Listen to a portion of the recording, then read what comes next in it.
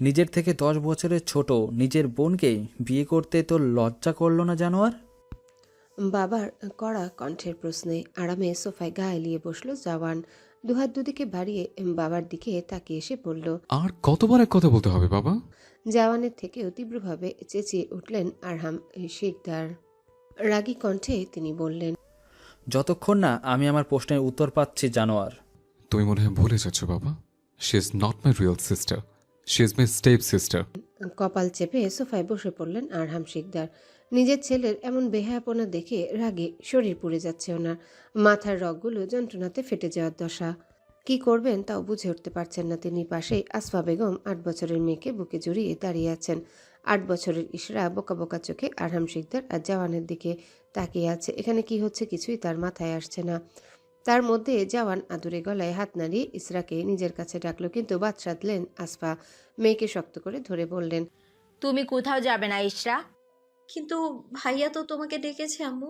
মেয়ের মুখ চেপে ধরলেন আসফা। জওয়ান আসফা বেগমের কথায় বিশেষ পাত্তায় না দিয়ে আবারও ডাকলো ইসরাকে। Little princess, come here. মায়ের হাত ছাড়িয়ে ইসরা ছুটল জওয়ানের কাছে। ইসরা আসতে জওয়ান দাঁড়িয়ে পড়ল, হাত বাড়িয়ে কোলে তুলে নিল বাচ্চাটাকে। এই দৃশ্য দেখে তেতে উঠলেন আরহাম শিকদার। তড়িৎ গতিতে এগিয়ে এসে জওয়ানের কোল থেকে ছিনিয়ে নিল ইসরাকে। পর মুহূর্তে গমগমে কণ্ঠে তিনি জবাব দিলেন, তুমি ওকে আর ছুবে না। এই খেলনা বিয়ের কাগজ সব আমি ছিঁড়ে ফেলবো। ইসরাকে কোল থেকে নামিয়ে সেন্টার টেবিল থেকে জওয়ান আর ইসরার বিয়ের কাবিননামাখানা নিয়ে নিলেন। মাঝ বরাবর টেনে ধরে মিনিটে কাগজখানা ছিঁড়ে কুচি কুচি করে ফেললেন আরহাম। জওয়ান শান্ত চোখে চেয়ে কাগজখানা ছিঁড়তে দিল বাবাকে। ওনার ছেঁড়া শেষ হতেই সে শুধালো, এমন আরো 10টা কাবিননামার কপি আমার কাছে আছে বাবা। তুমি যে এটাকে নষ্ট করে ফেলবে তা আমি আগে থেকে জানতাম। চুপ করো বেয়াদব ছেলে, আমি এখনই সব ব্যবস্থা করছি ফ্লোরিডাকে তোমার ছোট চাচ্চুর কাছে তোমাকে পাঠানোর জন্য। তার আগে তোমাদের ডিভোর্সের ব্যবস্থা করছি আমি। সোফা থেকে নিজের ফোনটা তুলে নিলেন আরহাম শিকদার। ডায়াল লিস্ট ঘেটে কেউ একজনকে কল দিলেন তিনি, কিন্তু অপর পাশের ব্যক্তি কলটা রিসিভ করল না। বিরক্তিতে কপাল কুঁচকে নিলেন আরহাম শিকদার। পরনের পাঞ্জাবির বাম হাতায় কপালের ঘামটুকু মুছে নিলেন তিনি। প্রয়োজনের সময় কোনো কিছুই সঠিকভাবে পাওয়া যায় না। যেমন এখন ওনার পারিবারিক উকিল মিস্টার খান ফোন তুলছেন না। বাবারও এহেন ব্যস্ততা দেখে ফের শুধালো জওয়ান, তুমি যদি ভেবে থাকো আমি ইসরাকে ছেড়ে দেবো তাহলে তুমি ভুল ভাবছো। হে দেহে প্রাণ থাকতে আমি অন্তত সুস্থ মস্তিষ্কে ইসরাকে ছাড়ছি না। জওয়ানের এহেন ধমকে আসফা বেগম মুখ খুললেন। কড়া সুরে তিনি বললেন, তোমার লজ্জা হওয়া উচিত জওয়ান। আমি তোমার মা হই আর ইশরা তোমার বোন। নো, আপনি কেবলই বাবার বিবাহিত স্ত্রী, আমার কোনো মা টানা। আর সেই অনুসারে ইসরা আমার কোনো বন্টন নয়। অপমানে থমথমে মুখ চুপসে গেল আসফা বেগমের। এই বেয়াদব ঘাটতারা ছেলের সাথে কথা বলাটাই ওনার ভুল। শুধুমাত্র নিজের ছোট্ট মেয়েটার ভবিষ্যৎ জড়িয়ে আছে বলে তিনি এখনো এখানে দাঁড়িয়ে আছেন। না হলে ঘন্টা আধ আগেই নিজের ঘরে চলে যেতেন। মেয়েটাকে এই ছেলের সাথে একা ছাড়াটাই ওনার ভুল ছিল, যা এখন হাড়ে হাড়ে টের পাচ্ছেন আসফা। তুমি কি চাইছো জানোয়ার? সরাসরি বলবে। ইসরাকে। জওয়ানের সহজ সরল স্বীকারোক্তি দেখে দীর্ঘশ্বাস ছাড়লেন আর হাম শিকদার। কঠিন কণ্ঠে তিনি বললেন, সম্ভব না। কেন? কেন সম্ভব না? কারণ ও তোমার ছোট বোন হয়। আমি মানলে তো। দুপুর গড়িয়ে সন্ধ্যা নেমেছে ধরণীতে। নিজের রুমে মাথা নিচু করে বসে আছে ফারিস জওয়ান। তার হাত চুইয়ে ফোটায় ফোটায় লাল তরল মেঝেতে গড়িয়ে পড়ছে। সেদিকে কোনো হুঁশ নেই ফারিসের। চোখে মুখেও নেই ব্যথার চিটে ফোটা চিহ্ন। রোবটের মতোই অনুভূতি শূন্য চোখে সামনে তাকিয়ে আছে সে। অস্পষ্ট কণ্ঠে মুখে শুধু একটা কথাই জুপছে ফারিস, সে আমার, আমার মানে আমারই। She is my obsession. ছাড়বো না ওকে। ফারিসের সামনে পড়ে আছে কাচের ভাঙা অংশ। মিনিট দুয়েক আগে ঘরে ফিরে রাগের বসে সেন্টার টেবিলে ঘুষি মেরেছিল সে, যার ফলে ঝরঝর করে গুড়িয়ে গিয়েছিল টেবিলটা। কাচের ভাঙা অংশগুলো গেঁথে গিয়েছিল ফারিসের শক্তপোক্ত হাতে। মুহূর্তে ডান হাতের নিম্নভাগ সম্পূর্ণটাই কেটে গেছে। ভয়ে ভয়ে ছোট্ট ইশরা ধীর পায়ে এগিয়ে এসে উকি দিল জওয়ানের ঘরে। মেয়েটা ঝুঁকতেই তার ফ্রগের লম্বা গোলাপি অংশটা মেঝেতে ছড়িয়ে পড়ল। মেঝের দিকে তাকিয়ে থাকা জওয়ান পাশে তাকাতে দেখতে পেল ইসরার জামার অংশটা। ছেলেটা ঘাড় বাঁকিয়ে তাকালো ইসরার দিকে। কেটে যাওয়া হাতটা সরিয়ে নিল পিঠের পিছনে। ছোট বাচ্চাটার রক্ত দেখে ঘাবড়ে যেতে পারে বলে নিজেকে যথেষ্ট শান্ত রেখে ইসরাকে ডাকলো জওয়ান। প্রিন্সেস, কাম হিয়ার, কাছে এসো। দরজার আড়ালে সরে গেল ইসরা। মলিন কণ্ঠে বলল সে, যাব না আম্মু, তোমার কাছে যেতে নিষেধ করেছে। পিঠের পিছনের হাতটা মুষ্টিবদ্ধ করে নিল জওয়ান।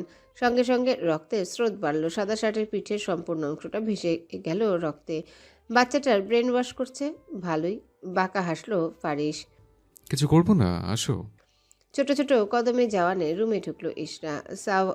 জওয়ানের পাশে এসে বসলো বাচ্চাটা। ছোট ছোট চোখে পরখ করলো মেঝেতে ছড়িয়ে থাকা কাচের টুকরোগুলোকে। পরপর জওয়ানের দিকে তাকিয়ে ভয়ার্ত কণ্ঠে সে শুধালো। তোমাকে আমার ভয় লাগে। গম্ভীর মুখশ্রীখানা শিথিল করার ব্যর্থ চেষ্টা করলো জওয়ান। কিঞ্চিত ঠোঁট এলিয়ে সে বলল। কেন? তুমি কথায় কথায় রাগ করো, সব ভেঙে ফেলো। জওয়ান বিস্তর হাসলো। ইশরাত ছোট দুহাত নিজের বাম হাতে পুরে শব্দ করে চুমু খেলো তাতে। একইভাবে দ্বিতীয় চুমুটা খেলো ইশরার কপালে। আদর কণ্ঠে শুধালো তাকে। আমি আর তোমার ভয়ের কারণ হব না লিটল গার্ল। অনেক দূরে চলে যাব তোমার থেকে। তখনই ফিরবো যখন তুমি আমাকে আর ভয় পাবে না। ফারিসের কথায় কৌতূহলী কণ্ঠে প্রশ্ন করলো ইশরা। কোথায় যাবে তুমি? জানি না, আমি চলে গেলে কি তুমি আমায় ভুলে যাবে লিটল প্রিন্সেস? দুপাশে মাথা নাড়ালো ইশরা, যার উত্তর হ্যাঁ ও হতে পারে, আবার নাও। তার জানা নেই। মসৃণ বিছানায় ছেড়ে ধরফরিয়ে উঠে বসলো ফারিস। রুম জুড়ে শীতাতাপ নিয়ন্ত্রিত থাকা সত্ত্বেও ঘেমে আছে তার পুরো শরীর। ফারিসের কপাল জুড়ে খেলা করছে একরাশ সিল্কি চুল। টেবিল ল্যাম্পের লাল আলোর আবছা আলো আধারিতে সামনের দেওয়ালে ফ্রেমগুলোর দিকে তাকিয়ে চিৎকার করে বলে উঠল সে। তুমি আমাকে বলতে পারবে না লিটল গার্ল, আমি বলতে দেব না। তোমার একমাত্র ভবিষ্যৎ এবং ভবিতব্য হবে Faris Jawan Sikdar. You're my obsession. Alaska যুক্তরাষ্ট্রের সবচেয়ে বড় অঙ্গরাজ্য। পাহাড়ার জঙ্গলে ঘেরা এক অপার প্রকৃতির ভাণ্ডার। বরফে ঢাকা এই রাজ্যের ঘন অরণ্যে ভাল্লুক, মুজ, কারিবু আর নেকড়ের মতো বন্যপ্রাণীর বিচরণ। পাহাড়ি রাস্তার উঁচু নিচু গর্তে বেষ্টিত পথগুলো সাদা বরফে আচ্ছাদিত হয়ে আছে। বরফের আস্তরণে ঢালু রাস্তাগুলো পিচ্ছিল হয়ে আছে। অক্টোবর মাস চলার দরুন শীত পড়তে শুরু করেছে প্রকৃতিতে। বরফে ঢাকা গাছপালা আর পাহাড়ের মাঝে মাঝারি ধাঁচের একটা আধুনিক প্যালেসটির চারিপাশে কালো মার্বেল পাথরের তৈরি বিশাল আকৃতির দেয়াল দ্বারা আবৃত।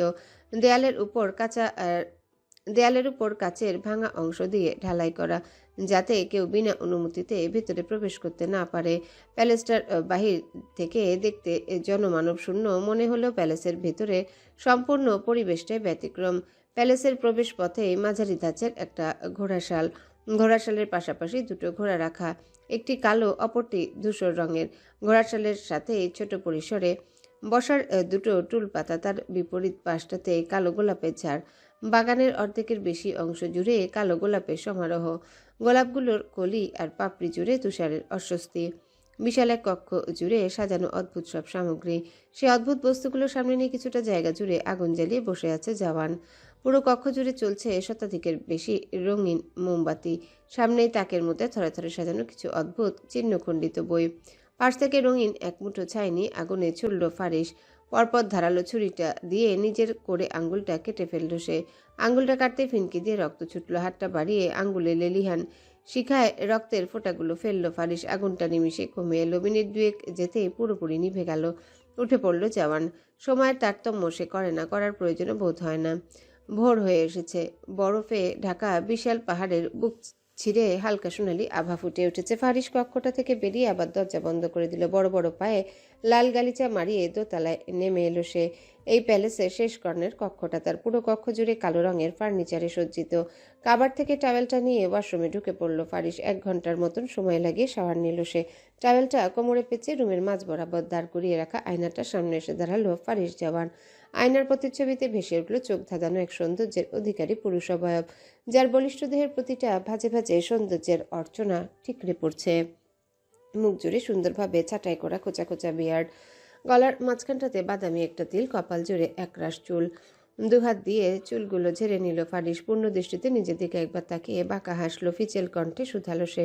12 বছর, 12 years, 4383 days। অনেক সময় দিলাম তোমার লিটল প্রিন্সেস।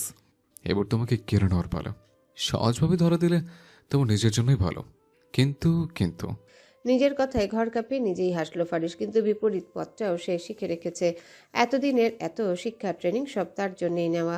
কথা শেষে কাবার থেকে কালো ফর্মাল স্যুটটা নিয়ে তৈরি হয়ে নিল ফারিস। বিকেলে জুনোতে একটা আর্ট এক্সিবিশন আছে, সেখানে জওয়ানের কিছু আর্ট নিলামে তোলা হবে।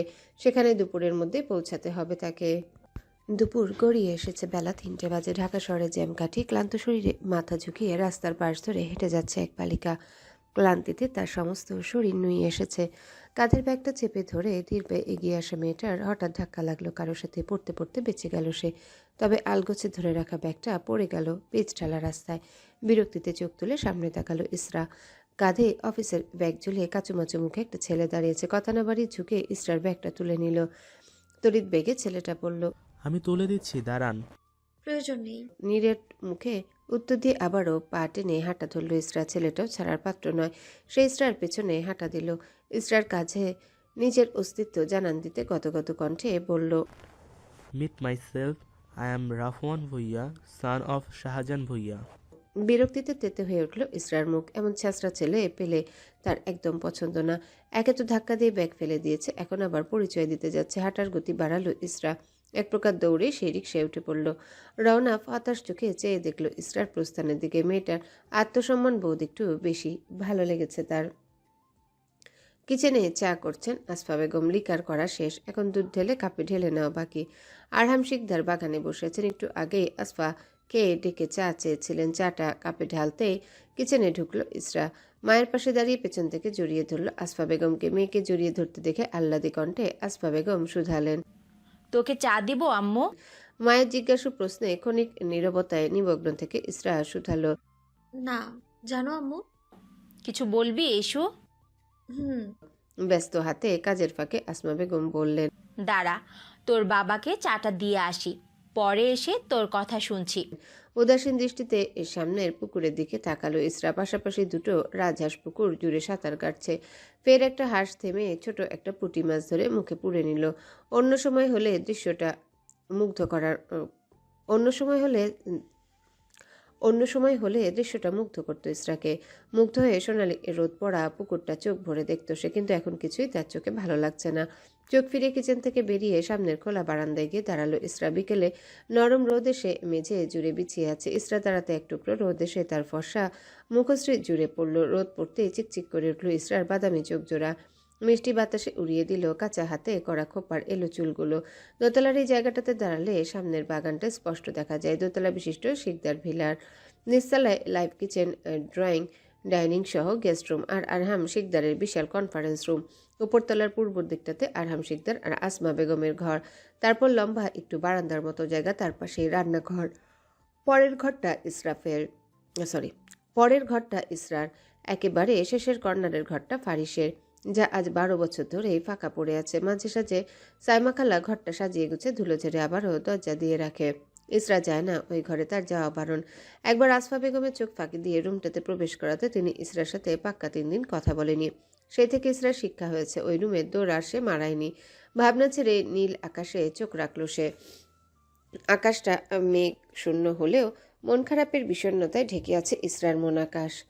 শরীরটা কিঞ্চিত খারাপ। আজকাল হঠাৎ হঠাৎ কাউকে স্বপ্ন দেখে শেষ রাতে তার ঘুম ভেঙে যায়। মানুষটার মুখ ঝাপসা। তারপর পুরো রাত আর ঘুম আসে না। মনে হয় যেন কেউ তাকে ডাকছে। পশ্চাতে ভোরে সূর্য উঠতে সবকিছু স্বাভাবিক হয়ে যায়। আবার চোখ লেগে আসে ইসরার। হাতের কাজ সেরে ধীর পায়ে আসফা বেগম এসে মায়ের পাশে দাঁড়ালেন। আঁচলে হাতটা মুছতে মুছতে ডাক দিলেন ইসরাকে। কি বলবি বলেছিলি তখন? এইবার বল আম্মু। মায়ের কথায় ধ্যান ভাঙে ইসরার। পাশ ফিরে একবার দেখলেন আসমা বেগমের বয়সের ছাপে নুয়ে পড়া ফর্সা মুখশ্রীখানা। বয়সের আগেই বুড়িয়ে যাচ্ছে তার মাটা। তার মধ্যে এই কথা শুনলেই আবারও চিন্তা করা শুরু করবে। এর থেকে ভালো ঘুম ভেঙে গেলে সে আজ থেকে বই নিয়ে পড়তে বসবে। টোটালি হাসার চেষ্টা চালালো ইসরা। রিনিঝিনি সুরে আসফা বেগমকে বললেন। খিলখিলিয়ে হেসে উঠল ইসরা। রিনিঝিনি সুরে আসফা বেগমকে বললেন, কালকে তুমি, আমি আর বাবা মিলে বড় কোনো রেস্টুরেন্টে যাব। অনেক দিন হয়েছে আমরা কোথাও যাই না। এই কথা বলবি বলে এত সিরিয়াস মুখ করে আমাকে ডেকেছিলি? খিলখিলিয়ে হেসে উঠল ইসরা। আগের থেকে এখন একটু হালকা লাগছে। এমনি হয়তো রোজ একসময় ঘুম ভেঙে যায় সে কিনা ভেবে মাথা ব্যথা করছিল। বাবাকে বলে রেখো। আচ্ছা বলবো। আমাকে 1 কাপ চা করে দিবে, মাথাটা খুব ধরেছে। তুই রুমে যা, আমি নিয়ে আসছি ক্ষণ। কথা বাড়ালো না ইসরা। মিষ্টি এসে মায়ের পাশ কাটিয়ে রুমের উদ্দেশ্যে পা বাড়ায়। সন্ধ্যা পড়ে এসেছে। কিছুক্ষণের মধ্যেই মাগরিবের আজান পড়বে। রুমে গিয়ে অজু সেরে নিল ইসরা। জুনোর একটা বিলাসবহুল অ্যাপার্টমেন্টে গোপন কক্ষে হাত পা অবস্থায় পড়ে আছে স্টিফেন। পুরো শরীর জুড়ে শুকিয়ে যাওয়া রক্তের চিহ্ন, নারকীয় মৃত্যু যন্ত্রণার সব পদ্ধতি ব্যবহার করা শেষ। তার উপর একটু আগে কিছু কালো পোশাকধারী গার্ড এসে চিকেন ম্যারিনেট করার মতো তার শরীরেও লবণ মরিচ মাখিয়ে গেছে। বিভৎস আর্তনাদে উন্মাদের ন্যায় চিৎকার করেছিল স্টিফেন, কিন্তু চিৎকারের শব্দগুলো গলা ছাড়িয়ে গার্ডদের কান অব্দিও পৌঁছায়নি। তারা প্রফেশনাল হাতে কাজ সেরে বেরিয়ে গিয়েছিল ঘরটা থেকে। না জেনে করে ফেলা ভুলটার জন্য এত আয়োজন করে শাস্তি দেওয়া হচ্ছে স্টিফেনকে। তার একমাত্র দোষ, সে ফারিস দেওয়ানের পিছনে গোয়েন্দা হিসেবে নিয়োজিত ছিল তার শত্রুপক্ষের হয়ে। সুইজারল্যান্ড থেকে বেশ কিছুদিন আগে স্টিফেন নিউ ইয়র্কে এসেছিল। সপ্তাহখানেক হয়েছে স্টিফেনের আমেরিকা আসার। এসেছে বললে ভুল হবে, তাকে হায়ার করে আনা হয়েছিল। সুইজারল্যান্ডের একটা গোয়েন্দা সংস্থা আছে স্টিফেনের, শ্যাডো ইন্টেল ব্যুরো। সবে কয়েক মাস হয়েছে তার সংস্থার। খ্যাতি নামযশ তেমন নেই বললেই চলে। যার দরুন এত বড় পেইন্টারের বিরুদ্ধে প্রমাণ খোঁজার অফার আসায় লোভ সামলাতে না পেরে আমেরিকা পাড়ি জমিয়েছিল সে। অন্ধকার ঘরে হঠাৎ কারো দানবীয় পদশব্দে চমকে উঠল স্টিফেন। চারিদিকে হন্তদন্ত হয়ে চোখ বুলাতে দরজার পাশে দেখতে পেল বিশাল দানবীয় এক ছায়া। তার বুঝতে বাকি রইল না যে তার মৃত্যু খুব সন্নিকটে। তার মৃত্যুর পর তার পরিবার জানবে কিনা বা ডেড বডিটাও দেখবে কিনা সন্দেহ। এই এক সপ্তাহে তা ভালোই বোঝা হয়েছে স্টিফেনের। পদশব্দের মালিক এসে থামল স্টিফেনের থেকে ঠিক গুনে গুনে 1 হাত দূরত্বে। লম্বা চওড়া গরনের মানবকে দেখে গা হিম হয়ে আসলো স্টিফেনের। এসি ঘরেও দরদর করে ঘামছে সে। চুলের ফাঁক গলিয়ে সেই ঘাম কপালে পৌঁছেছে। হাত পা বাঁধা থাকা সত্ত্বেও চটপট শুরু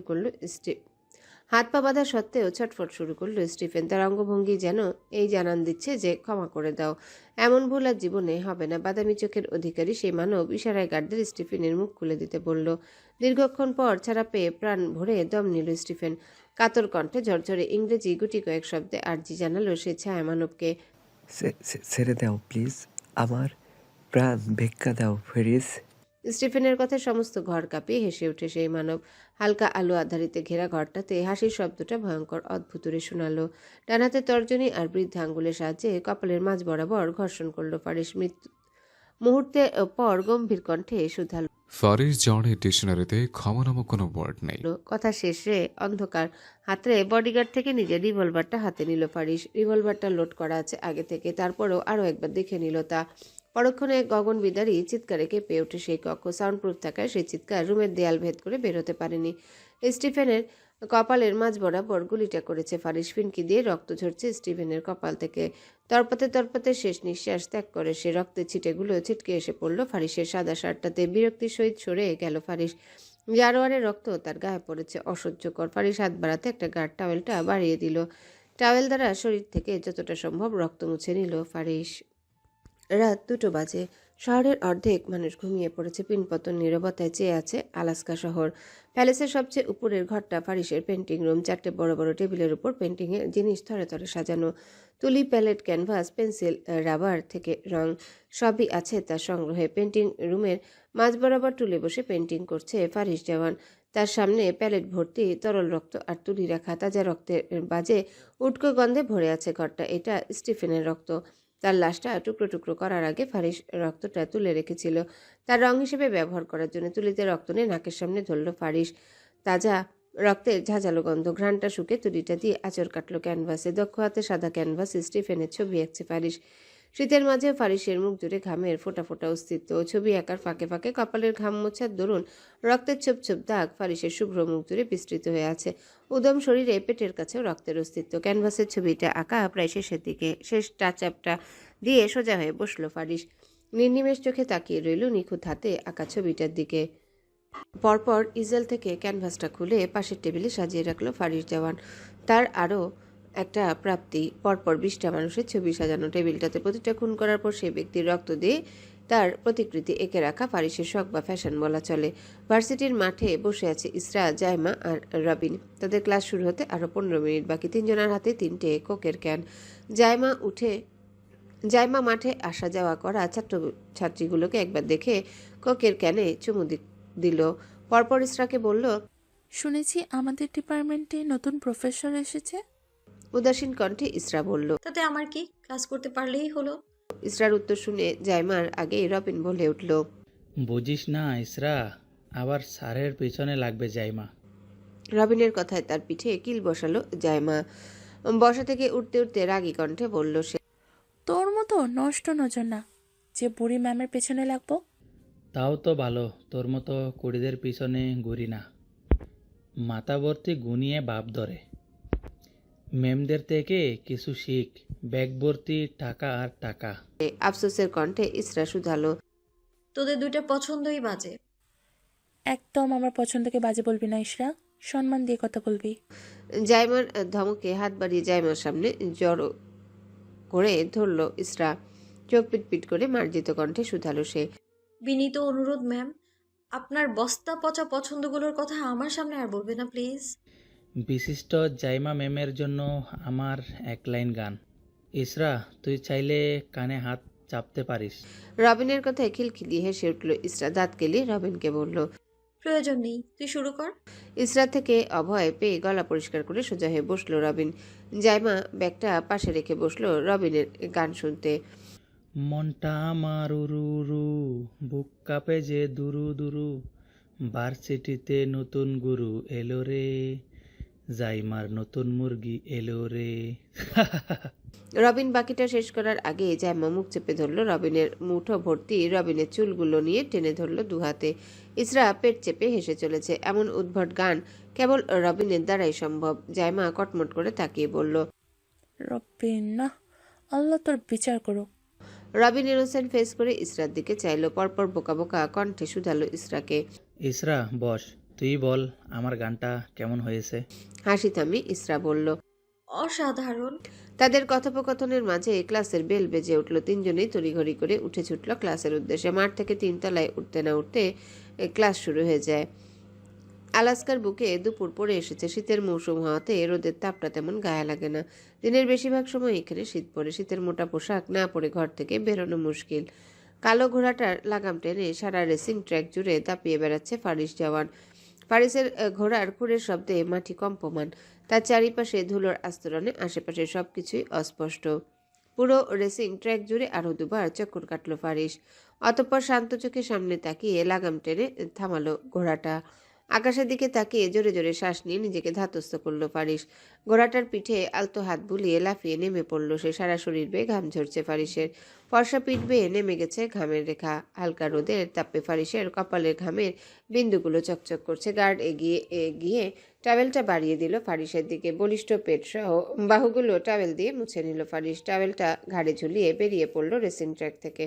ফারিস বেরোতেই ড্রাইভার দৌড়ে এসে গাড়ির দরজাটা খুলে দিল। আয়েশের ভঙ্গিতে গাড়িতে চড়ে বসলো ফারিস জওয়ান। মুহূর্তেই গাড়িটা ধুলো উড়িয়ে চলে গেল রেসিং ট্র্যাকের ফটক পেরিয়ে। বিকেল পড়ে এসেছে। ক্লান্ত শরীরে সবে ভার্সিটি থেকে ফিরেছে ইশরা।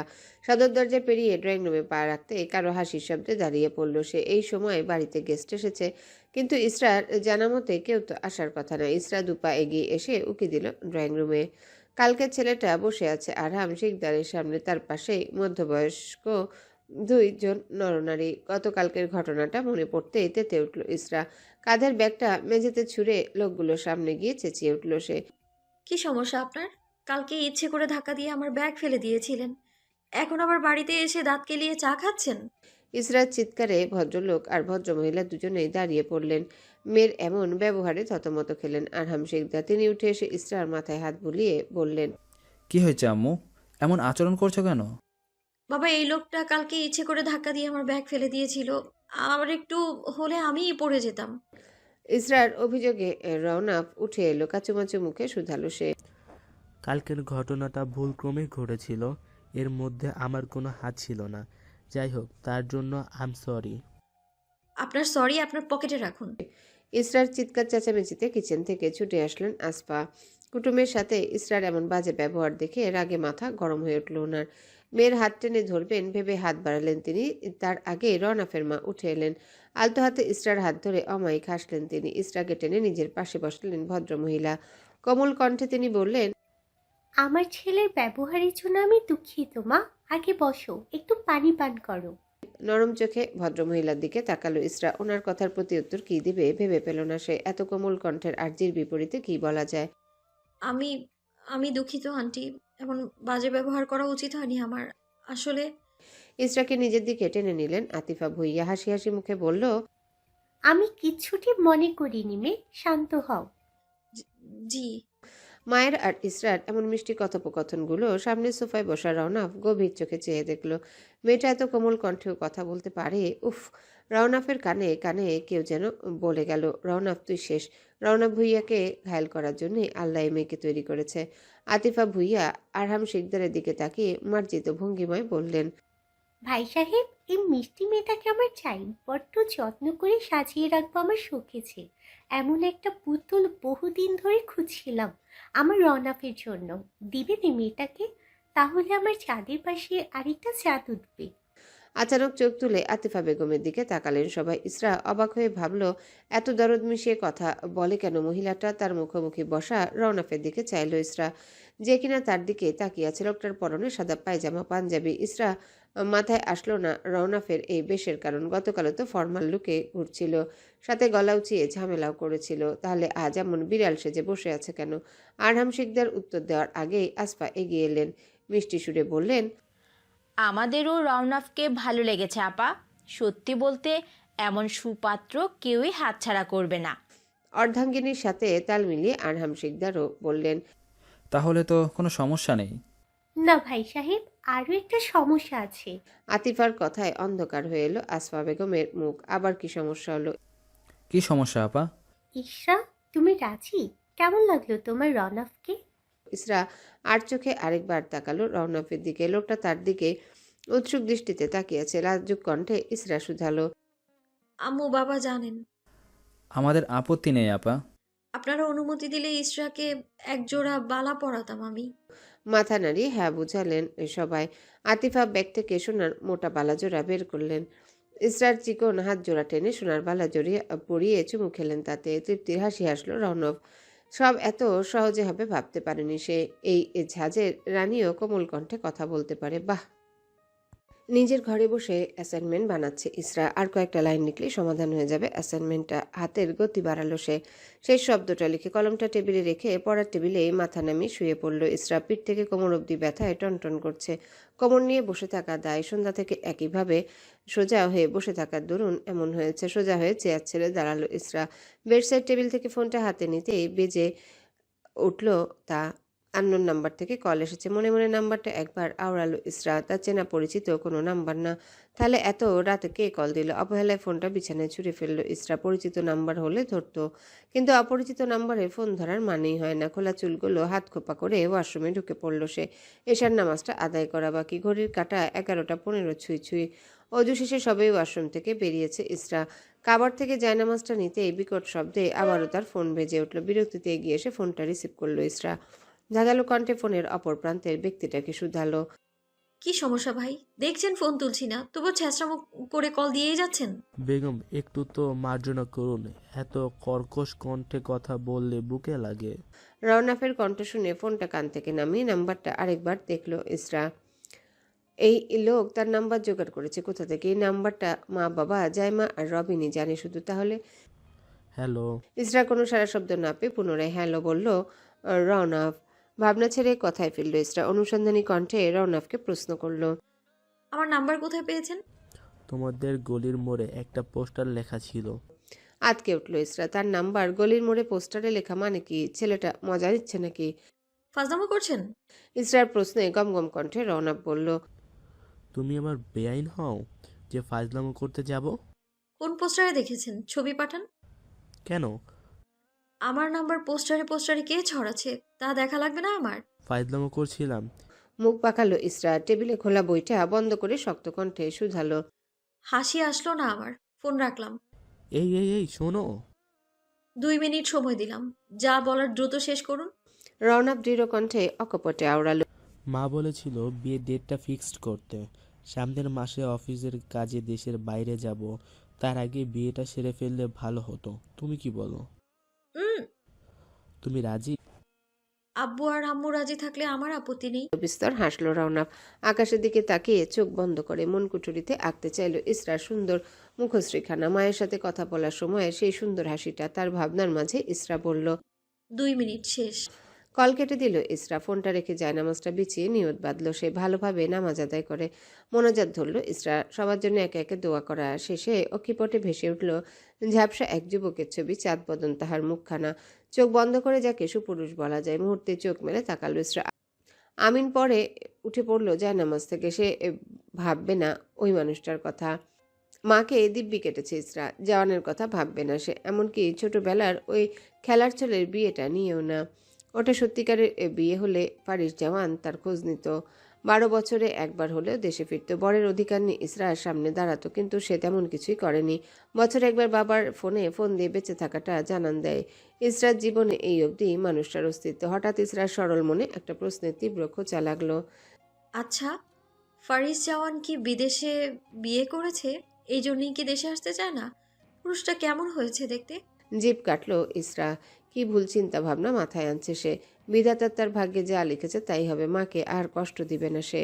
রাতের নিকষ কালো অন্ধকারের মাঝেও পূর্ণিমার পূর্ণ চাঁদের আলোয় চারিপাশ পরিষ্কার। চাঁদের শুভ্র রূপলি আলোয় ম্লান করে মন মাতানো রূপ ধারণ করেছে প্রকৃতি। ছাদের বেতের সোফাটাতে বসে আছেন আরহাম শিকদার, হাতে ওনার স্মার্টফোনটা। আকাশের দিকে তাকে গভীর চিন্তায় মগ্ন আরহাম শিকদার। আজ খুব করে ওনার ফারিসের মায়ের কথা মনে পড়ছে। জীবনের প্রথম ভালোবাসা সহজে ভোলার মতো নয়। ওনার শেষ চিহ্ন হিসেবে ফারিসি শুধু আছে আরহাম শিকদারের কাছে। মা হারা ছেলেটা আজ 12 বছর ওনার কাছে নেই, পাক্কা এক যুগ।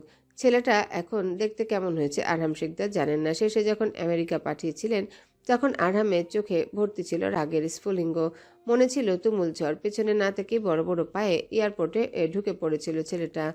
তাকালে দেখতে পেত এক অসহায় বাবার হতাশাগ্রস্ত চেহারা। তারপর দেখতে দেখতে কত সময় পেরোলো। ভাবনা রেখে ফোনের সাইড বাটনে প্রেস করলেন আরহাম। কল দিলেন ফারিস দিয়ে সেভ দেওয়া নাম্বারে। প্রথমবারে কলটা রিসিভ করলো ফারিস। গম্ভীর কণ্ঠে শুধালো সে। হ্যালো। দীর্ঘশ্বাস ছেড়ে মলিন কণ্ঠে আরহাম শিকদার জিজ্ঞাসা করলেন, কেমন আছো ফারিস?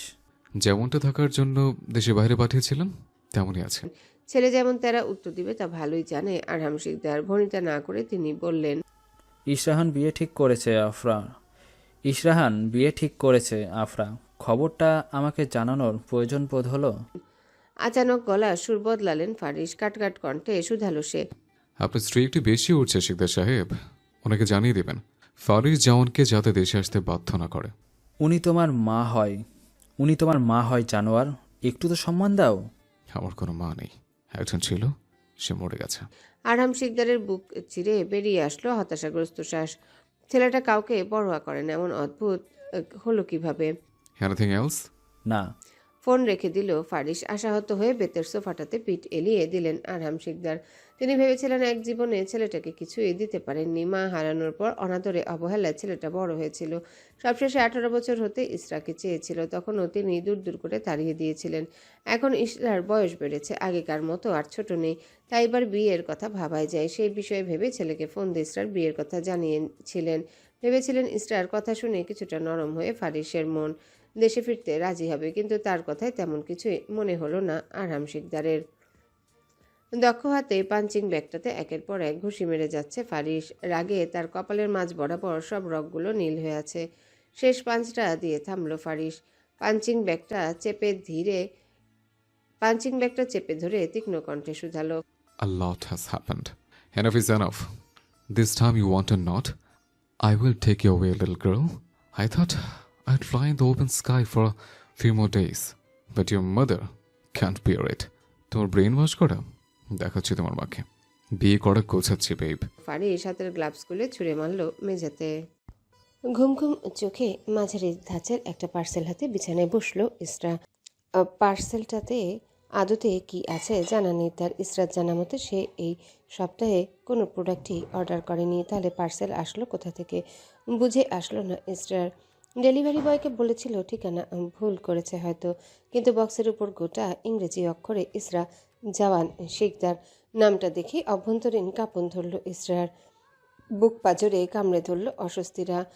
জওয়ান, তার নামের পাশে জওয়ানকে লিখল ইসরা। মুনতাসির কেটে জওয়ান। ইসরার বাবার নাম মুনতাসির জামান ছিল। সেই হিসেবে জন্মের পর ইসরার নামের পাশে মুনতাসির যুক্ত হয়েছিল। বাবা চলে গেলেও নামটা আর কাটা হয়নি, বরং পাশে শিকদারটা যুক্ত করা হয়েছিল। কিন্তু জওয়ান কেউ কি ভুলে লিখেছে নাকি ইচ্ছে করে এমন ভুল করা? বুঝে আসলো না ইসরার। ভাবনাগুলোকে সাইডে রেখে কাছে দিয়ে পার্সেলটা আনপ্যাক করলো সে। ভেতরে ছোট একটা বক্স আর 4 ভাজের একখানা চিরকুট। বক্সটা হাতে নিয়ে চোখের সামনে খুলে ধরল ইসরা। মুহূর্তে চিৎকার করে তা হাত থেকে ছুঁড়ে মেঝেতে ফেলে দিল সে। বক্সটাতে একটা ব্লাড ড্রপ ব্রেসলেট। ইসরা জানা মতে মানুষের রক্তের ফোঁটা দ্বারা এমন ব্রেসলেট বানানো হয়, কিন্তু এমন অদ্ভুত উপহার তার জন্য কে পাঠালো? ভয়ে গলা শুকিয়ে এলো ইসরার, কাপা হাতে চিরকুটটার ভাঁজ মেলল। পরক্ষণে আবারও সে চেঁচিয়ে উঠল। চিরকুটটাও রক্ত দিয়ে লেখা। রক্ত দিয়ে লেখার কারণে অক্ষরগুলো কালো বর্ণ ধারণ করেছে। গা গুলিয়ে উঠল ইসরার। দৌড়ে বিছানা থেকে নেমে হুড়মুড়িয়ে ওয়াশরুমে ঢুকলো সে। মিনিট পাঁচেক পর নিজেকে ধাতস্থ করে হাত মুখে পানি ছিটিয়ে বেরিয়ে এলো ওয়াশরুম থেকে। ফের বিছানাতে চোখ বন্ধ করে মাথা চেপে বসলো ইসরা। পরপর উঠে গিয়ে মেঝে থেকে চিরকুট আর ব্রেসলেটটা তুলে নিল। ব্রেসলেটটা মুঠোয় নিয়ে চিরকুটটা পরার নিমিত্তে ভাঁজ করলো ইসরা। বিয়ে করছি লিটল গার্ল? তুমি ভেবেছ এত সহজে আমার থেকে মুক্তি পাবে? রিয়েলি? আমি ফিরছি বেব। 12 বছর হিসেব তোলা আছে। 12 বছর হিসেব তোলা আছে। এত কিছু বাকি রেখে বিয়ের পেরোতে বসবে? নো নো, এতে ইয়োর ডেস্টিনি। চিঠিটা জুড়ে হুমকি বাক্য ছিল নাকি অধিকার বোধ ঠিক বুঝলো না ইসরা। তবে চিঠিটার মাধ্যমে অপর প্রান্তের ব্যক্তিটি খুব জোরালোভাবেই নিজের অস্তিত্ব জানান দিতে চাইল মনে হলো তার। চিঠিটা রেখে আবার ব্রেসলেটটা নিরেট মুখে চাইল ইসরা। ব্রেসলেটটা দেখতে ইসরার মনে হলো কেউ হয়তো নিছক ফাজলামি করে এমন অদ্ভুত উপহার পাঠিয়েছে, না হলে কেউ নিজের শরীরের আসল রক্ত দিয়ে। আর যাই হোক, ইসরাকে গিফট পাঠাবে না। এত ভালো সম্পর্ক ইসরার সাথে কারণে তার পুরো পৃথিবী জুড়ে কেবল বাবা, মা আর রবিন জাইমা। রবিন বা জাইমা কেউই এতটা সাহসী না যে নিজের শরীর থেকে রক্ত নিয়ে এমন ব্রেসলেট বানাবে বা চিরকুট লিখবে। চিঠিটা ভাঁজ করে রাখলো। আপাতত এসব নিয়ে মাথা ঘামানোর ইচ্ছে নেই ইসরার। পরপর পার্সেলের বক্সটাতে জিনিসগুলো রেখে বইয়ের তাকটাতে তুলে রাখলো সে। অন্য কেউ এগুলো দেখলে কেলেঙ্কারি হয়ে যাবে। কাবার্ডে রাখলে আসফা বেগমের চোখে পড়ার সম্ভাবনা আছে, তাই সেই রিস্ক নিল না ইসরা। নিজের রুম থেকে বেরোতে নিয়েও থামলো সে। গভীরভাবে শ্বাস টেনে ছাড়লো। শান্ত মনে মাথা থেকে পার্সেলের চিন্তা ঝেড়ে রুম থেকে বেরোলো। পেপার হাতে সামনে চায়ের কাপ নিয়ে ডাইনিং টেবিলে বসে আছেন আরহাম শিকদার। ইসরা এসে ওনার পাশে চেয়ারে বসলো। মেয়েকে বসতে দেখে পেপারটা সরিয়ে স্নেহের দৃষ্টিতে ইসরার দিকে চাইল আরহাম। অমায়িক হেসে শুধালেন তিনি, তোমার মাকে নাকি বলেছিলে কোথাও ঘুরতে যাবে? বাবার দিকে উৎসুক দৃষ্টিতে তাকে ইসরা বলল, তুমি যাবে? আজ আমি একদম ফ্রি। কেউ যদি সাথে নেয় তবে আমি যাওয়ার জন্য রাজি আছি। চেয়ার থেকে উঠে এসে আরহাম শিকদারের গলা জড়িয়ে ধরল ইসরা। আদুরে আদুরে কণ্ঠে শুধালো, নিব বাবা। মেয়ের মাথায় স্নেহের হাত বুলিয়ে আরহাম শিকদার আদেশ করলেন, আগে নাশতাটা শেষ করো। তোমার মাকে বলবে যাতে দুপুরে রান্না না করে। নিজের জায়গায় এসে বসলো ইসরা। সামনের প্লেটটা উল্টে পরোটা নিয়ে বাটিতে সবজি সাজিয়ে জগ থেকে পানি ঢেলে নিল। মনোযোগ সহকারে সম্পূর্ণ খাবারটা শেষ করে উঠে পড়ল। বেসিনে হাত ধুয়ে কিচেনে গিয়ে আসফা বেগমের পাশে দাঁড়ালো। আম্মু বাবা বলেছে দুপুরে রান্না না করতে। চপিং বোর্ড থেকে কাটা পেঁয়াজগুলো কড়াইয়ের তেলে ছেড়ে পাশে ফিরে অবাক কণ্ঠে বললেন আসফা, এখন কি তোরা দুজনে কিচেনেও নাক গলানো শুরু করবি? তবে আমি আগেই বলে দিচ্ছি, খুন্তির বাড়ি কিন্তু তোর পিঠে দিব। ধুর, তোমার এসব রান্না কান্না আমরা করতে যাব কোন দুঃখে? ওটা বরং তুমিই সামলাও। আজ আমরা দুপুরে বাইরে খাবো। ওহ, তাই বল। তুমি বলো, সুযোগ দিলে তো বলবো। ইসরাকে চোখ রাঙানো দিল আসফা বেগম। মাকে চোখ রাঙাতে দেখে বড় বড় কদমে পালালো ইসরা। অমাবস্যার অন্ধকারে পৃথিবী আচ্ছাদিত। হাতের পাঁচ আঙ্গুল অদৃশ্যমান অন্ধকারের চাদরে। প্যালেসের ছাদে অনাবৃত দেহে বসে আছে ফারিস।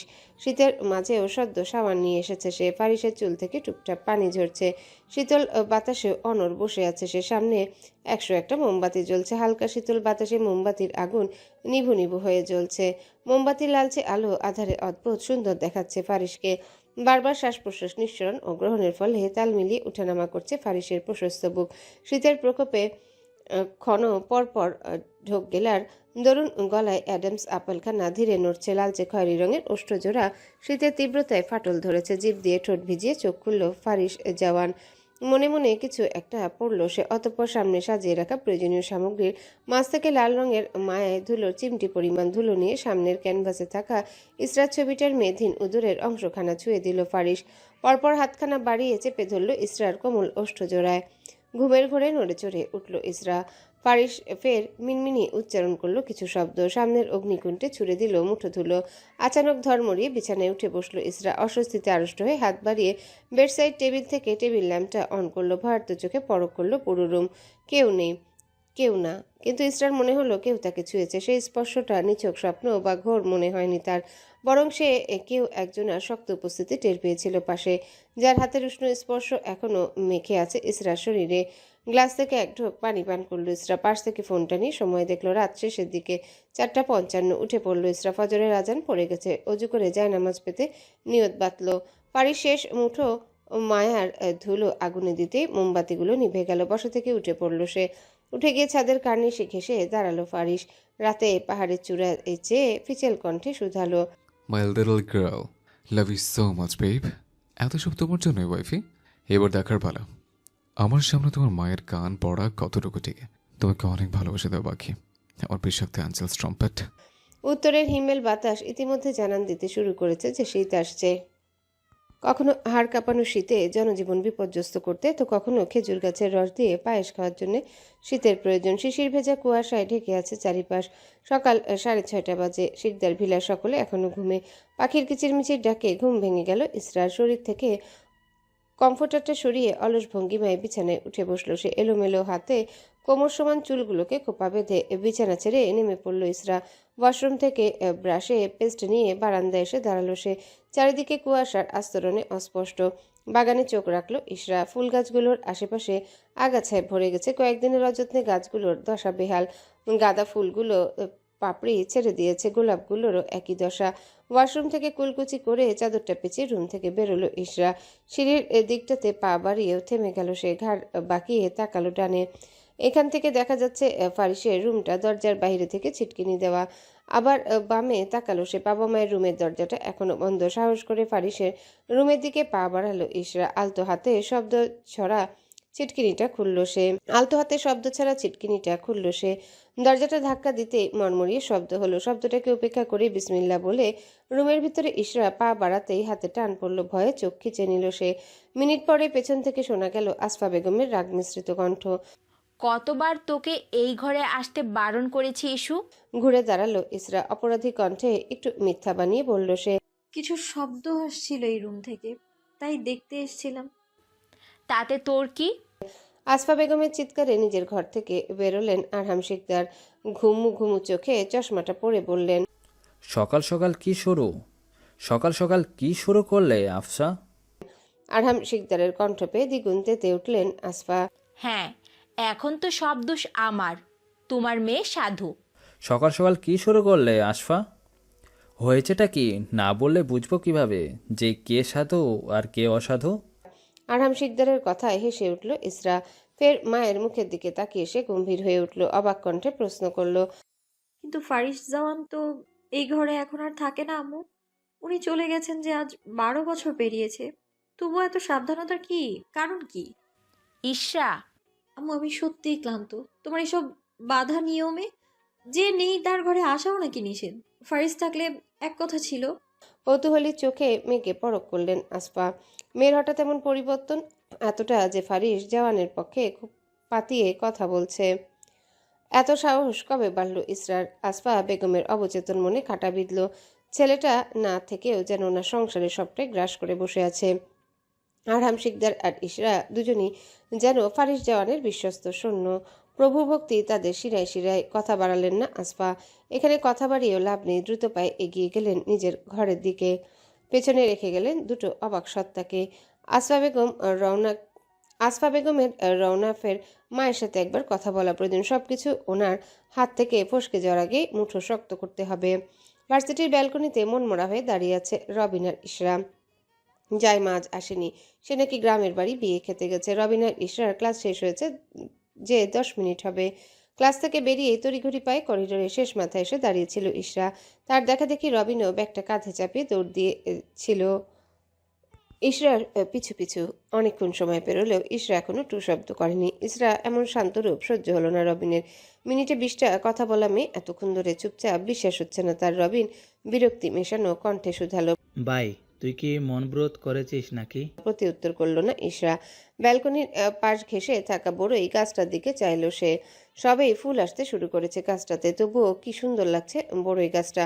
শীতের রোদে সবুজ পাতাগুলো জলজল করছে। নীরবতা ভেঙে ইসরা বলল, আচ্ছা রবিন, তোর কাছে ভালোবাসা মানে কি? জানি না ভাই, আমি এত কঠিন বিষয় বুঝি না। একটু সহজ করেই বল তাহলে। আচ্ছা, যেমন ধর, আগলে রাখা, পাশে থাকা, অসুস্থতায় মাথায় হাত বুলিয়ে দেওয়া, আর বলতে পারিস না। আনমনা ইশরা শুধালো। কিন্তু ফারিসের সাথে আমার তেমন কোনো স্মৃতিই নেই, তবুও ওনার কথা আমার মনে পড়ছে, মনও পড়ে আমার। ইশরার কথা শুনে চক্ষু ছানা বড়া করে তার দিকে তাকালো রবিন। ইশরার মুখে এই নাম আর জীবনে শোনেনি সে। তার জানা মতে ইশরার ডিকশনারিতে প্রেম ঘটিত কোনো বিষয় নেই। কৌতূহল না দমিয়ে প্রশ্ন করল রবিন। এই ফারিস আবার কে? তোর মুখে এই নাম তো এর আগে কখনো শুনিনি। রবিনের প্রশ্নে চুপ হয়ে গেল ইশরা। সৎ ভাই বলবে নাকি স্বামী, কি তার পরিচয়? দ্বিধায় পড়ে গেল ইশরা। হাসপাস করে উঠল সে। তাদের সম্পর্কের সমীকরণটা এত জটিল হতে গেল কেন? সবার মতো সহজ হলে পারত না। ফারিস জওয়ান দেশে থাকলে কি এমন ক্ষতি হতো? সে কি পারত না ফিরতে? আক্ষেপে বুকে জ্বালা ধরল ইশরার। বল। তারা দিল রবিন। জানি না, এমনিই বললাম। এমনি এমনি তুই মানুষের নাম বলিস? বিষয়টা হজম হচ্ছে না ঠিক। গোয়েন্দাগিরিতে নাম লেখালি নাকি? দূর, আচ্ছা বাদ দে, চল যাই, অনেকক্ষণ ধরে দাঁড়িয়ে আছি। হুম। ভার্সিটি থেকে বেরিয়ে পড়ল রবিন আর ইশরা। দুপুরের মধ্যভাগ। বাড়ি ফিরতে ফিরতে বিকেল গড়াবে, তাই দুজনে ঠিক করলো সামনের রেস্টুরেন্ট থেকে খেয়ে একসাথে বাড়ি ফিরবে। ইশরার ভার্সিটির সামনে গাছের ছায়ায় গাড়িতে ঢেল দিয়ে দাঁড়িয়ে আছে রওনাফ। পরনে তার কালো শার্ট আর ক্রিম কালারের প্যান্ট। এই দুই রঙের মিশ্রণে অদ্ভুত সুন্দর ঠেকছে ছেলেটাকে। শুভ্র সুন্দর হওয়াতে সবেতে মানায় রওনাফকে। শার্টের পিঠের অগ্রভাগ ঘামে ভিজে চুপচুপে হয়ে গেছে। পকেট থেকে রুমালটা বের করে মুখটা মুছে দিল রওনাফ। মেয়েটা আজ আর ভার্সিটি থেকে বেরোবে না নাকি? কতক্ষণ ধরে দাঁড়িয়ে আছে সে। আকাশের দিকে তাকিয়ে মুগ্ধ কণ্ঠে রওনাফ শুধালো। ও রব, আপনার মুনতাসির বান্দিকে আল্লাহর রস্তে আমার সাথে দেখা করিয়ে দিন, আর যে দাঁড়িয়ে থাকতে পারছি না। আকাশ থেকে চোখ নামিয়ে সামনে তাকাতে চোখাচোখি হলো ইশরা আর রওনাফের। খুশিতে চিকচিক করে উঠল রওনাফের দু চোখ। রাস্তা ক্রস করে সোজা ইশরার সামনে এসে দাঁড়ালো সে। রওনাফ দাঁড়াতে ভূত দেখার মতো চমকে উঠল ইশরা। সে কিছু বলবে তার আগেই রওনাফ শুধালো। কেমন আছেন সাহেবা? অপ্রস্তুত কণ্ঠে ইশরা জবাব দিল। ভালো। ভালো, আপনি? আলহামদুলিল্লাহ। তা আপনি হঠাৎ এখানে? তোমার সাথে দেখা করতে এলাম। ও। পূর্ণ দৃষ্টিতে ইশরাকে একবার দেখল রওনাফ। সাধারণ একটা মেয়ে, তবুও কি অসাধারণ সুন্দর দেখাচ্ছে তাকে। পরপর মুচকি এসে মাথা চুলকে রওনাফ শুধালো। সামনে একটা রেস্টুরেন্ট আছে, চলো বসে কথা বলি, সাথে একটু কিছু খাওয়াও হলো। সকালের পর আর কিছু খাওয়া হয়নি কাজে চাপে। ইশরা চুপ করে পাশে দাঁড়ানো রবিনের দিকে চাইল। গর্ধবটা অবাক চোখে সব দেখছে, কিছুই বুঝতে পারছে না। মৌনতা কাটিয়ে ইশরাকে প্রশ্ন করল রবিন। তুই যাবি ইস্যু? আমি তাহলে যা। রবিনের বাকি কথা শেষ করার আগে তার মুখ থেকে কথা কেড়ে নিল রওনাফ। স্নেহের কণ্ঠে আদেশ দিল। তুমি আসো ভাইয়া, মুনতাসির কমফোর্ট ফিল করবে। কথা শেষে আগে আগে হাঁটা ধরল রওনাফ। পকেট থেকে গাড়ি চাবিটা বের করে নিল সে। ইসরাও পা বাড়ালো রওনাফের পেছনে, কিন্তু তার ব্যাগ টেনে ধরল রবিন। নিচু কণ্ঠে প্রশ্ন করল। এই ছেলেটাই ফারিস? না। তাহলে কে? আম্মু ঠিক করা পাত্র। শয়তানি হাসি দিল রবিন। নেভি ব্লু শার্টটার ঘাড় উঁচিয়ে শুধালো। ওরে চল চল, আজ তাহলে ছেলেটার পকেট ফাঁকা করার দায়িত্ব আমার। মুনতাসির? জড়সড় অবস্থায় সোফায় বসে আছে ইশরা। বিকেল 5টা বাজে। কিছুক্ষণ পরে মাগরিবের আজান পড়বে। ইশরার সামনে টি টেবিলের উপর আতিফা বেগম বিয়ের শাড়ি আর গহনাগুলো মেলে রেখেছেন। ওনার পাশে বসেই আসফা বেগম বেনারসি শাড়িটা উল্টে পাল্টা দেখছেন। দেখা শেষে গদগদ হয়ে তিনি শুধালেন। মেরুন রংটাতে ইস্যুকে দারুণ মানায় আপা। আর রওনাফের শেরওয়ানিটা কি রঙের? আতিফা হাসলেন, গর্বের সহিত বললেন তিনি। সাদা রঙের। শাড়িটা আপনার সত্যি পছন্দ হয়েছে আপা? জি। আতিফা বেগম এবার ঘুরে ইশরার দিকে ফিরলেন। ওনার মুঠোয় ইশরার হাত জোড়া নিয়ে অমায়িক হেসে বললেন। তোমার সব পছন্দ হয়েছে মা।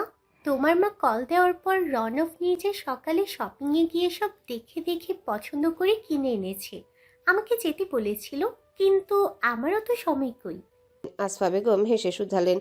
রওনাফের পছন্দ আছে বলতে হয়। ভাই সাহেবকে একটু ডাকেন আপা, বিয়ের দিন তারিখটা নিয়ে কথা বললে এরপর আমরা উঠতে হবে, সন্ধ্যা পড়ে এলো বলে। ইশরার দাঁড়িয়ে পড়ল, মাথাটা ধরে এসেছে তার। এখানে বসে থাকতে ইচ্ছা হচ্ছে না। ইশরা নম্র কণ্ঠে বলল, তুমি বসো মা, আমি বাবাকে ডেকে দিচ্ছি। ইশরা যেতেই আবারও গয়না দেখায় ব্যস্ত হয়ে পড়লেন আতিফা আর আসফা। কোন শাড়িটা কোন দিন পরবে সেটাও ঠিক করে নিল তারা।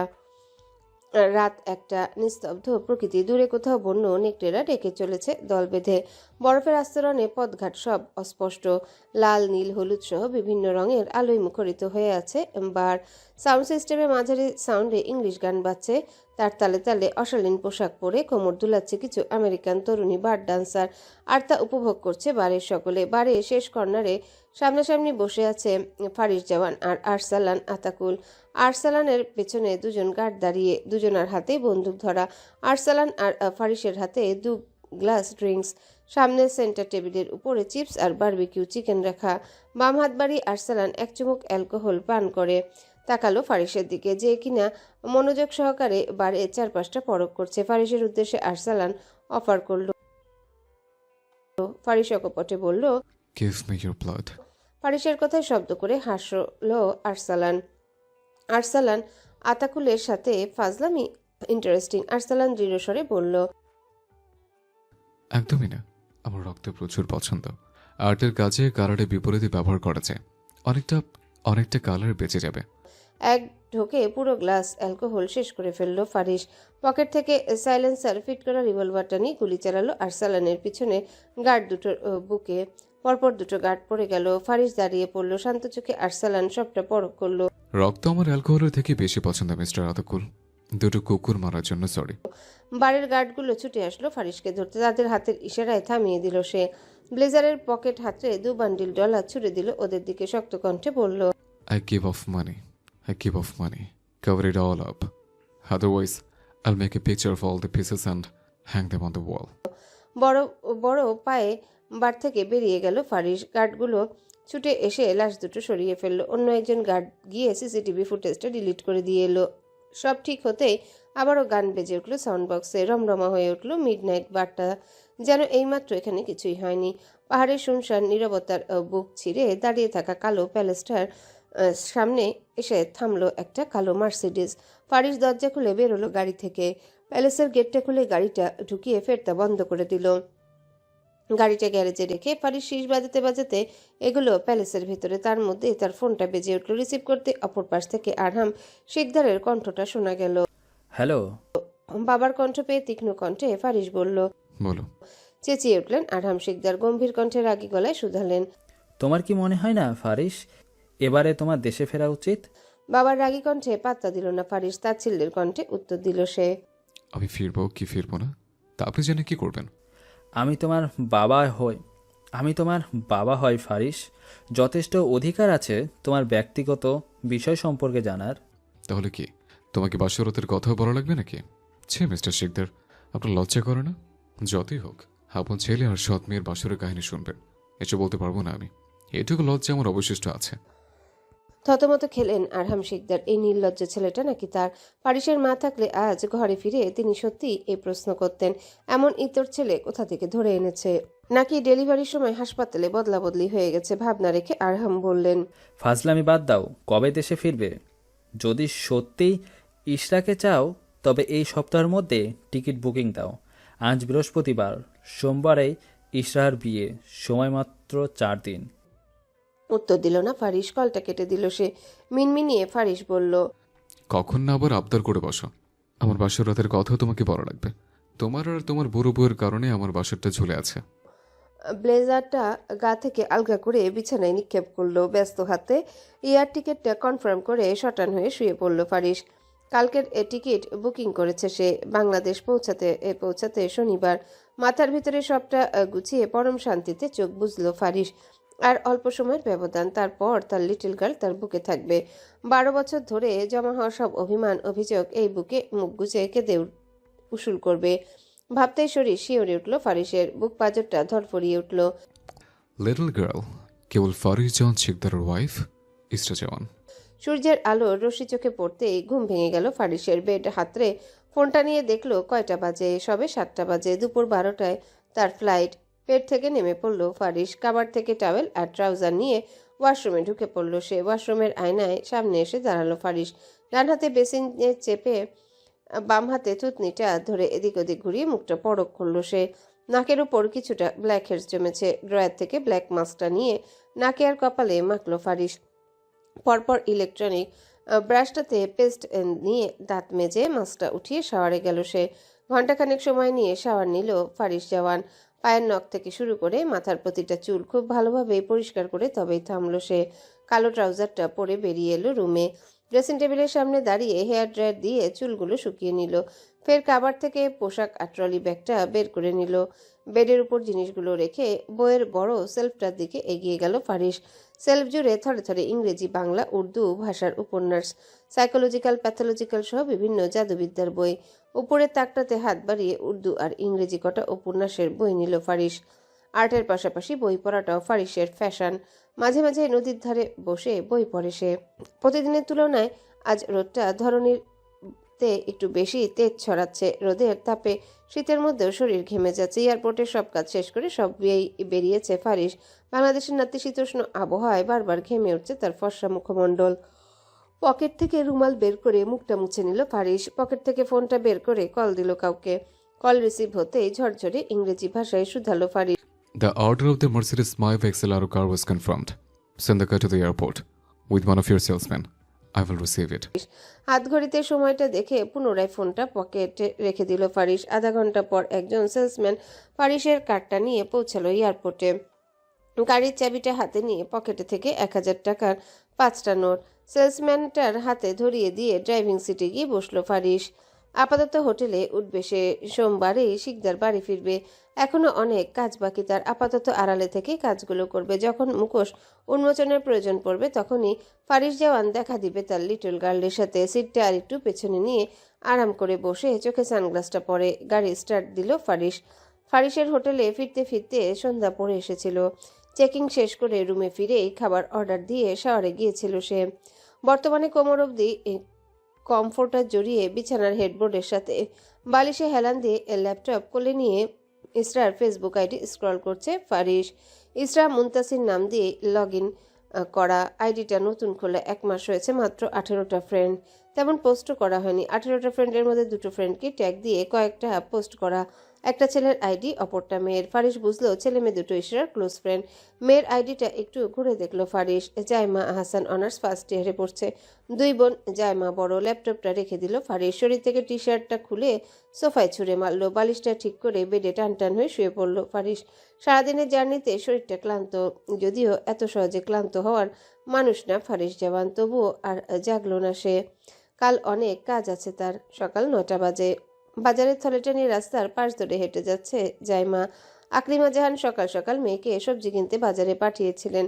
ফুলকপি, শিম, পাতাকপি নেওয়া শেষ জাইমার। এখনো আরো কয়েক পদের সবজি কেনা বাকি। ওড়নার কোনাটা নিয়ে মুখ মুছে নিল জাইমা। হাতের ব্যাগ দুটো শক্ত করে ধরে। রাস্তা পার হতেই একটা কালো গাড়ি এসে দাঁড়ালো তার সামনে। জাইমা কিছু বুঝে ওঠার আগেই মুহূর্তে গাড়ি থেকে হুটি পড়া একটা লোক নেমে এসে রুমাল দিয়ে মুখ চেপে ধরল তার। ছটফটিয়ে হাতে সবজির ব্যাগগুলো রাস্তায় ফেলে দিল জাইমা। 2 হাতে খামচে ধরল অজ্ঞাত ব্যক্তির হাত। লোকটার শক্তির সাথে পেরিয়ে উঠল না। জাইমা ঢলে পড়ল লোকটার বাহুতে। জাইমা অজ্ঞান হতেই মুখ থেকে মাস্কটা খুলে নিল ফারিস। মাথা ঝাঁকিয়ে চুলগুলো ঠিক করে বাঁকা হাসলো সে। এত সহজে জামাইকাকে হাতের নাগালে পাবে ভাবেনি সে। আশেপাশে একবার তাকিয়ে জাইমাকে গাড়ির পেছনের সিটে শুইয়ে দিয়ে নিজেও ড্রাইভিং সিটে গিয়ে বসলো ফারিস।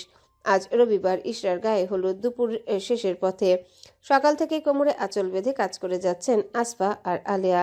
আলিয়া আরহাম শিকদারের ছোট বোন। স্বামী সন্তান নিয়ে চট্টগ্রামেই থাকেন তিনি। ঈদ অনুষ্ঠান ছাড়া সংসার ছেড়ে বড় ভাইয়ের বাড়ি আসা হয় না তার। কিন্তু কাল আরহাম শিকদারের ফোন পেয়ে ভোররাতে চট্টগ্রাম থেকে রওনা দিয়েছিল আলিয়া। সকাল 7টায় এসে পৌঁছেছিলেন আলিয়া আর ওনার 2 সন্তান রামিম আর রিতা। ইতিমধ্যে শিকদার বাড়িতে অতিথিদের আগমন শুরু হয়ে গেছে। সাইমা খালা অতিথিদের শরবত, পান, মিষ্টি এগিয়ে দিচ্ছে। মাঝে মাঝে আসফা বেগমও এসে সবাইকে দেখে যাচ্ছেন। চেয়ার মোড়া এগিয়ে দিচ্ছেন বসার জন্য। ব্যস্ততায় রান্নাঘর ছেড়ে বেরোতে পারছেন আসফা। তবুও হাতের কাজের ফাঁকে ফাঁকে মেহমানদের আপ্যায়নে ত্রুটি রাখছেন না তিনি। একমাত্র মেয়ের বিয়ে বলে কথা, কোনো ফাঁক ফোকর রাখতে চাইছে না আসফা বেগম। আরহাম শিকদার বাড়িতে নেই। উনি ছুটে ছুটে বাহিরের দিকটা সামলাচ্ছেন। এত তাড়াতাড়ি একটা বিয়ের আয়োজন করা চারটিখানি কথা নয়। তবুও সহধর্মিনীর মুখে চেয়ে চুপচাপ সবকিছু করে যাচ্ছেন আরহামের সাথে কাঁধ মিলিয়েছেন আলেয়ার স্বামী মনির সাহেব আর ছেলে রামি। মনির সাহেব বাজারের দিকটা দেখছেন। তিনি সকালবেলাতে ফিরেই বাজারের ব্যাগ হাতে বেরিয়ে পড়েছিলেন, এখন অবধি ফেরেননি। রান্নার আয়োজনটা বাড়ির সামনের দিকে করা হয়েছে, আর হলুদের স্টেজ বাড়ির পেছনে বাগানে সাজানো হচ্ছে। সব মিলিয়ে আজ রমরমা পরিবেশ শিকদার বাড়িতে। বহু বছর পর আবার এমন আনন্দে মেতে উঠেছে শিকদার ভিলা। শেষবার ফারিসের মায়ের 40-এ এত মানুষ হয়েছিল, আর আজ ইশরার বিয়ে উপলক্ষে। রামিম একটু আগে রিতার ইশরাকে নিয়ে পার্লারে গিয়েছে। রওনকদের বাড়ি থেকে হলুদের শাড়ি যাবতীয় সাজ পোশাক সকাল টানেই পাঠিয়ে দিয়েছিলেন আতিফা। পায়ের জুতো থেকে শুরু করে মাথার ক্লিপ সবটাই রওনক বেছে বেছে নিয়েছে ইশরার জন্য।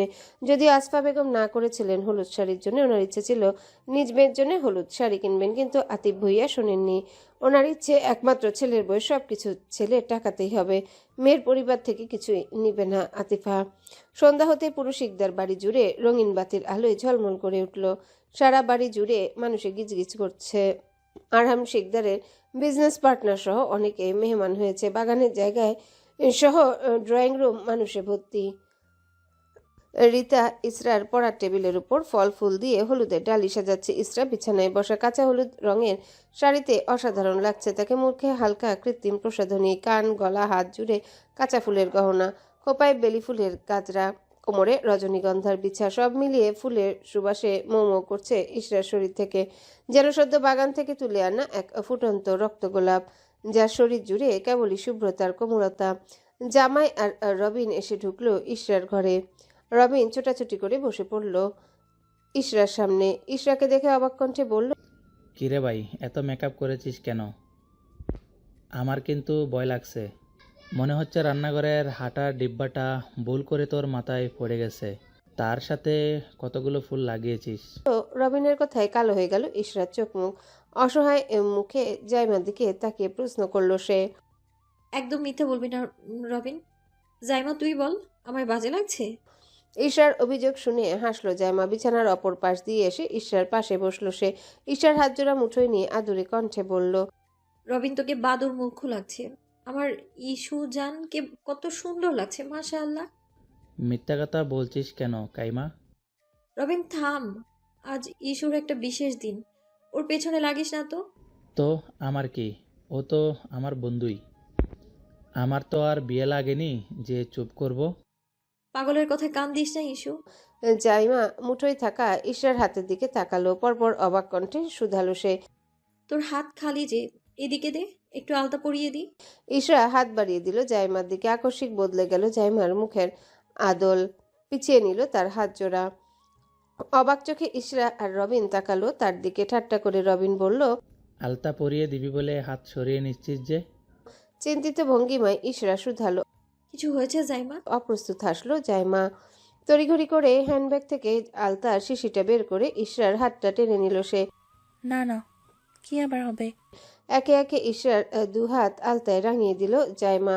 তার মধ্যে তার ফোনটা বেজে উঠল। আলতার শিশিটা বেডসাইড টেবিলে রেখে ফোনটা নিয়ে বারান্দায় চলে গেল জাইমা।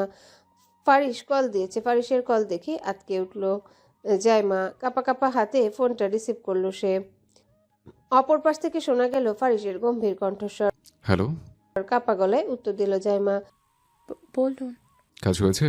হ্যাঁ, ইস্যুর হাতে আলতা পরিয়ে দিয়েছি। জাইমার মনে হলো ফারিস কিঞ্চিত হাসলো। Very good. চিঠিটা ভাঁজ করে লিটল গার্লের ড্রেসিং রেখে দেবে। ঠিক আছে। হ্যালো বন্ধুরা, পরবর্তী পার্ট খুব তাড়াতাড়ি আসবে, তো সবাই অপেক্ষায় থাকো। আর চ্যানেলটি যারা এখনো সাবস্ক্রাইব করোনি তারা পরবর্তী পার্ট দেখার জন্য চ্যানেলটি সাবস্ক্রাইব করে রেখো। ধন্যবাদ সবাইকে, আমাদের সাথেই থেকো।